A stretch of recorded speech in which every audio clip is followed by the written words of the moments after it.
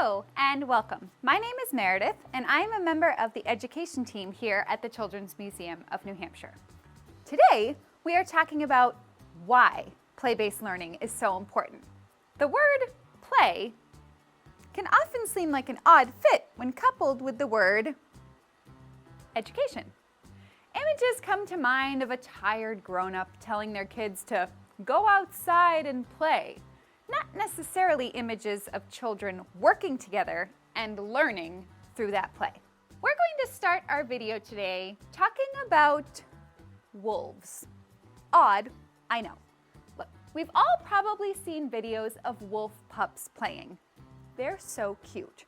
They sneak up on, jump, and tackle each other. They bite each other and they wrestle. They're so adorable.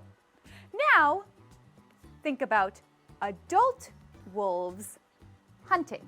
They sneak up on, jump, tackle, bite, and wrestle their prey. Adult wolves learn many of the important skills they need for survival through playing as pups. Human children are quite similar, although we do hope their play doesn't involve tackling and biting each other. Young children learn many of the essential life skills they'll need as adults through play. These include collaboration, decision-making, resilience, and even patience. Although there are many ways that play supports the development of a young child, we're going to be talking about 4 of them today. A child's vocabulary grows exponentially in the early years of their lives. When children and adults are interacting through play, they are introducing new words to each other.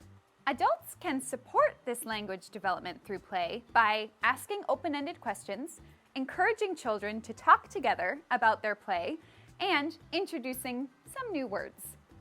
Rather than a vocabulary lesson, learning language through play is more natural and enjoyable since children are engaged in activities that interest them. This is evident especially when play involves music or rhythm. Children clapping or singing along with a song or dancing to a beat assists them with early reading skills. They are learning to differentiate sounds and syllables, playing with rhymes, and practicing memorization. All of these can be beneficial skills when they start learning to read. These are the skills that we mentioned before. Children learn to collaborate, work together to solve problems through play. They can also learn to practice empathy through their play.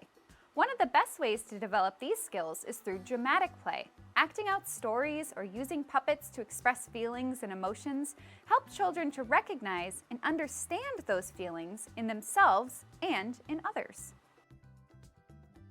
Imagination and creativity aren't just useful for pretending there's a dragon on the other side of the fence.